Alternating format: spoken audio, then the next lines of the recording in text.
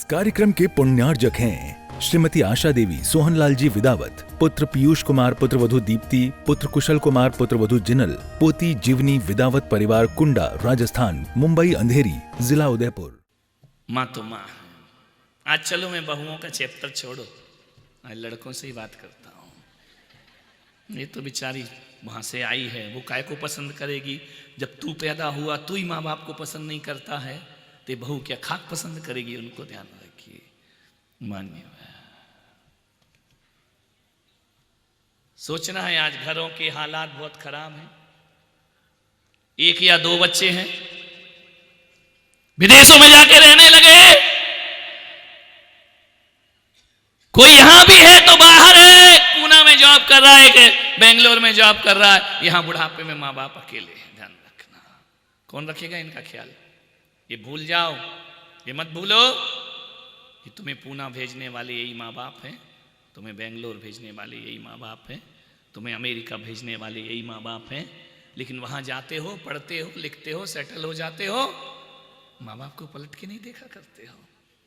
आज मैंने ऋषभ देव में चतुर्मास किया, युवा बच्चे दिखाई नहीं देते हैं वहां। ध्यान रखना, कोई बाहर पढ़ रहे हैं, वहीं जॉब करने लगते हैं। मैं पूरी जैन समाज से क्या पूरी हिंदुस्तान की समाज से कहता हूं कि अपने बच्चों को नौकरी करना मत सिखाओ, अपने बच्चों को व्यापार करना सिखाओ। ध्यान रखिए जीवन में। ये पढ़ा लिखा कर नौकरी करके क्या करोगे? कितना कमाएगा तुम्हारी औलाद? फैशन बन गई है बाहर जाके पढ़ना, नौकरी करना, वही जिंदगी गुजार देना जिन माँ बाप ने अपने आंसुओं से और अपने रक्त से तुम्हें सींचा है। बुढ़ापे में वो गांव में अकेले पड़े रहते। ये तुम लोगों की गलती है, ध्यान रखना। तुम लोग अपने बच्चों के लिए ज्यादा ख्वाब देखते हो ना। वैश्य समाज में पैदा हुए, महाजन समाज में नौकरी करना तुम्हारा काम नहीं, चाहे गवर्नमेंट की नौकरी हो, चाहे किसी दुकानदार या फैक्ट्री की नौकरी हो। तुम्हारा काम नौकरी करना नहीं है। मेरे भगवान ऋषभ देव ने तो कहा है, वैश्य में पैदा हुए तो व्यापारी बन करके दिखाइए, आदर्श व्यापारी बन करके दिखाइए। मंदिर सुने। अब संत की सभाओं में, जब मेरी सभा में ऐसा वक्त था कि युवा ही युवा आते थे, अब तो युवा समाज में दिखाई नहीं देते। सब वही रिटायरमेंट लोग। नहीं, तुम्हारी बात नहीं कर रहा हूं ऋषभ देव की, तुम्हारी बात तो कौन बोला नागफणी जाके करेंगे। मान्य विचार करना है। हर माँ बाप का फर्ज होता है व्यापार बढ़ाइए। एक पिता मुश्किल से व्यापार तैयार करता है, फैक्ट्री लगाता है, दुकान जमाता है। रोको विधाता रोको। ओ दादा, तेरे लिए बोल रहा हूं, यहां बैठ जा। विधर्मता मैं नहीं हूं, श्रवण कुमार विराजो, मेरे महामहिम राज्यपाल। मेरे एक भक्त हैं बड़ौदा में, बड़ोदरा में एक भक्त है, उन्होंने बहुत बड़ी फैक्ट्री लगाई है, बहुत बड़ा व्यापार जमाया है। बेटा अमेरिका चला गया, वहीं पढ़ रहा है, वहीं सेटल हो गया, वहीं शादी कर ली, वहीं सब कुछ कर लिया। बाप यहाँ रो रहा है, इतनी बड़ी फैक्ट्री का मैं करूं तो क्या करूं? उसने धीरे धीरे व्यापार समेटना शुरू कर दिया है। क्या रखा है नौकरी में यार? क्या करोगे? रात दिन वो पति पत्नी दोनों जॉब करेंगे और रात दिन बैठ के कागज पे हिसाब बनाते रहेंगे। इस बार तेल ज्यादा आ गया, शक्कर कम आई, इस बार ये हो गया, इस बार हो गए, इस बार मेहमान ज्यादा आ गए, बजट ज्यादा बन गया। दत्त तेरे की क्या मुनीमी करते हो? सेठों की समाज में पैदा हुए हो, सेठ बनने का प्रयास। व्यापार करेगा बच्चा, तुम्हारे पास रहेगा। ध्यान रखना, तुम बच्चों के साथ रहोगे। मत करिए नौकरी, बंद कराओ ये। जो देखो वो सीए बन रहा है, जो देखो वो एमबीए कर रहा है, जो देखो वो इंजीनियर बन रहा है। बेंगलोर में रह के, पूना में रह के बाप भेज रहा पैसा उसको रहने के लिए। ध्यान रखना है, कमरे का किराया बाप भेज रहा। ये पढ़ाई की है तुमने वहां जाकर के, ध्यान रखना, ये सीखा है। एक मकान नहीं बना पाते हो। और मेरे सेठों को देखो कि कहीं कोई बड़ा कार्यक्रम हो ना, तो जितने तुम साल भर में कमाते हो उतने हमारे सेठ एक झटके में बोली में चढ़ावा में दान कर दिया करते हैं। ध्यान रखिए, शान से जियो। जैनों को नौकरी शोभा देती है। नौकरी मत करो, व्यापार करो। ध्यान, छोटी सी भी दुकान हो, स्वाभिमान से जियो। ध्यान रखना, क्या छुट्टियां मांगते रहते हो, सिक लीव लिखते रहते हो, झूठे साइन करते रहते हो, छल फरेब करते रहते हो। अरे मालिक बनो, मालिक। हमारे तीर्थंकरों ने किसी को नौकरी करना नहीं सिखाया, हर किसी को शासन करना सिखाया है, अनुशासन सिखाया है। अब व्यापारी लोग बैठे हैं आराम से प्रवचन सुन रहे हैं, 10 मिनट लेट भी हो जाए, दुकान अपने बाप की है, शटर लेट खुलेगी, ग्राहक खड़ा रहेगा, ध्यान रखना। नौकरी में तो बड़े लफड़े हैं मेरे भाई, ध्यान रखना। नौकर बन के जीते हो, विचार करो, जितने की तुम नौकरी कर रहे हो ना, उतना तुम्हारा बाप डूंगरपुर में 4 नौकर रखा है दुकान में, ध्यान रखना। जितना तुम बाहर जाकर कमाया करते हो, ध्यान रखिए। मत कराइए नौकरी, मत पढ़ाइए। मैं ये नहीं कहूंगा कि अनपढ़ रखो, इतना मत पढ़ाओ बाप को बाप कहने में उसे शर्म आए, ध्यान रखना है। ऐसी शिक्षाएं प्रदान मत करिए अपने बच्चों को, आने वाला भविष्य बड़ा खतरे में है। ये मंदिर सूने हो जाएंगे, ये समाज युवा विहीन समाज हो जाएगी, ध्यान रखना है। यहीं रखिए। हम कितने अच्छे लोग थे, वो पढ़े लिखे ज़्यादा नहीं थे, ध्यान रखना।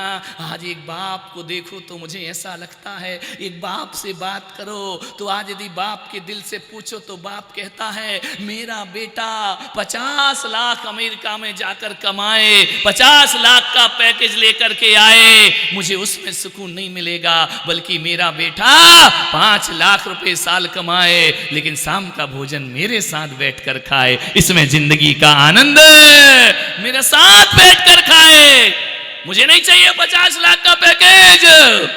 एक बाप की अभिलाषा है कि बच्चे हमारे साथ बैठकर भोजन करें। मेरे भाई ध्यान रखिए, क्या करोगे उन पैसों का जहां रिश्ते खत्म हो जाएं, ध्यान रखना। मान्यवर बूढ़े बूढ़े हैं,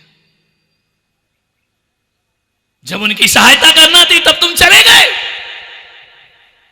जब उन्हें तुम्हारी जरूरत थी तब तुमने उन्हें वहां छोड़ दिया। ये कैसी इंसानियत है, कैसी मानवता है।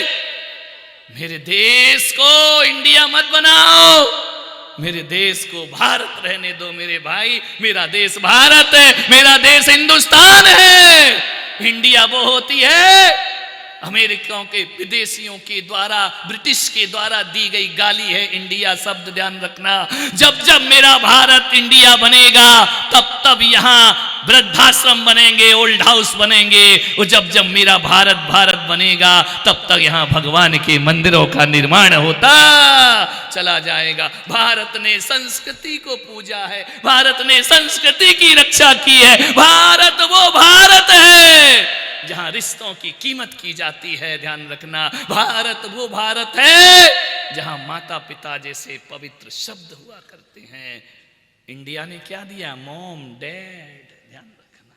ये शब्द कोई संवेदना नहीं, कोई तार नहीं। अंग्रेजी जो बोली कुछ जाती है वो लिखी कुछ जाती है। नॉलेज की स्पेलिंग देखना, काय से शुरू होती है?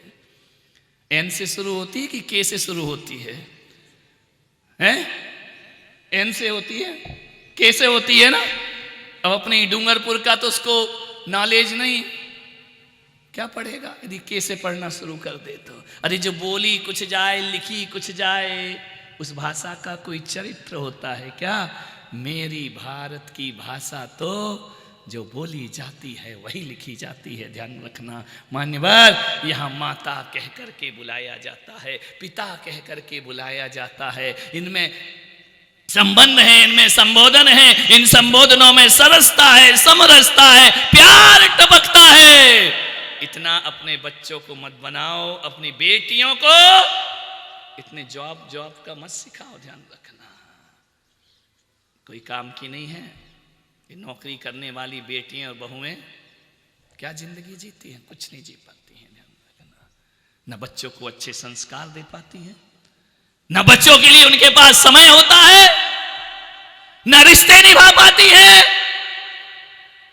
न प्रेम का भोजन बनता है। सब मशीन की तरह जिंदगी हो जाया करती है, ध्यान रखिए। व्यापारियों, व्यापार बढ़ाओ, मैं तुम्हें आशीर्वाद प्रदान करता हूं, ध्यान रखिए। व्यापारी समाज है हम, महाजन कौम है हम, सेवा क्यों करेंगे किसी की? ध्यान रखना। मान्यवर, मां की कीमत तभी समझ आएगी जब तुम मां के पास रहोगे, ध्यान रखना। माँ बाप से दूर रह के माँ बाप की कीमत नहीं समझ आती है।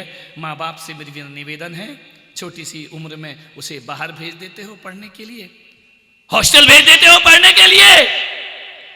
बच्चा 5-10 साल हॉस्टल में पढ़ता है, भाई माँ बाप से ज्यादा दोस्तों से प्यार करता है, ध्यान रखो, क्योंकि उसकी जिंदगी उनके साथ बीतती है, तुम्हारे साथ तो नहीं बीती ना। तुमने तो जब प्यार लुटाने का समय था उसे बाहर भेज दिया ले जाकर, फिर वह जब लौट के आता है तो ध्यान रखना वो माँ को माँ नहीं समझता, पिता को पिता नहीं समझता है। और एक माँ यदि कह दे कि देख बेटा मैंने तुझे पाल पोस कर बड़ा किया है, तो जेब में पर्स में हाथ डालता है, किसने कहा था मुझे पालो, वो जब बुलाया है पैदा किया है तो पालो, इसमें एहसान दिखाने की जरूरत नहीं है। पर्स से नोट निकालेगा, वो पकड़ेगा, पकड़ अपना किराया, और आज के बाद मुझे एहसान दिखाने की जरूरत। ये कॉन्वेंट की शिक्षाएं हैं, ध्यान रखना। ये पढ़ाई विदेशों की जो चल रही है ना, स्वार्थ से भरी पढ़ाई। मान्यवर, मैं नहीं चाहता कि ऐसे दिन तुम्हारे घरों में आए। स्वामी विवेकानंद अमेरिका गए। अमेरिका में किसी व्यक्ति ने पूछा कि स्वामी जी आप अपनी माँ की बहुत तारीफ करते हैं, हमेशा माँ के गीत गाते हैं, माँ की प्रशंसा करते हैं, माँ को सर्वोपरि मानते हैं, ऐसा माँ में है क्या? स्वामी विवेकानंद ने कहा ऐसा माँ में है क्या? अरे जब दुनिया में आए हैं तो मां मिलेगी ना, मां तो जानवर को भी मिलती है, कौन सी बड़ी बात हो गई मां मिल गई तो।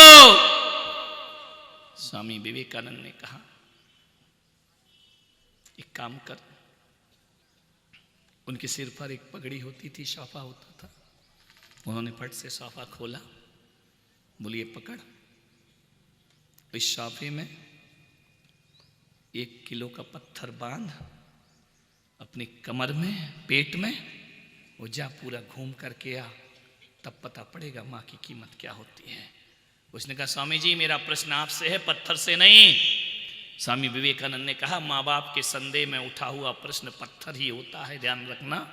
और पत्थर का जवाब कोई संत नहीं, पत्थर का जवाब पत्थर से दिया जाता है। जा इसको बांध और 1 घंटे घूम के आ। बोले ऐसे कैसे हो सकता है 1 घंटा? लोग पागल कहेंगे, पागल कि पेट में पत्थर बांध के घूम रहा है, ये नहीं होगा मेरे से, शर्म आएगी मुझे। स्वामी जी ने कहा फिर भी कोशिश तो कर। बांधा पत्थर, 15 मिनट भी नहीं मान सका, लौट करके आया, ये काम मुझसे नहीं होगा, उत्तर देना हो तो दो, नहीं देना तो मत दो। स्वामी जी ने कहा माँ की महिमा समझ में आ गई। बोले नादान, जब 1 किलो का पत्थर तू 1 घंटा बांध के नहीं घूम सका, वो तुझे 9 महीने पेट में बांध के घूमी है, ध्यान रखना। उसको कहा जाता है माँ, वो होती है माँ। तुझे पत्थर बांधने में शर्म आई, यदि ये शर्म तेरी माँ को आ जाती तो बचपन में जन्म लेने से पहले ही तुझे दुनिया से विदा कर देती। माँ को कोई शर्म नहीं आई, वो पेट में बांध करके घूमती रही, गर्भ में धारण करके घूमती रही। जो शर्म तुझे आई वो तेरी माँ को आ जाती तो आज यहाँ ज्ञान गंगा में बैठकर तुम प्रवचन नहीं सुन रहे होते। मेरे भाई आज इस सभा में आकर बैठे हो तो ये तुम्हारा माँ का एहसान है तुम्हारे ऊपर कि उसने तुम्हें संत की सभा में जाने का मौका प्रदान किया है। माँ से बड़ा दुनिया में कोई नहीं हुआ करता है। नारायण कृष्ण एक दिन शयनागार में थे, सो गए। रुक्मणी ने पूछा था कि नारायण, हे द्वारिकाधीश, जब देखो तब आप मां यशोदा की याद में खोए रहते हो। गोकुल से द्वारिका आ गए, हमेशा यशोदा मैया, यशोदा मैया। नारायण, हम भी तो आपका ख्याल रखते हैं ना।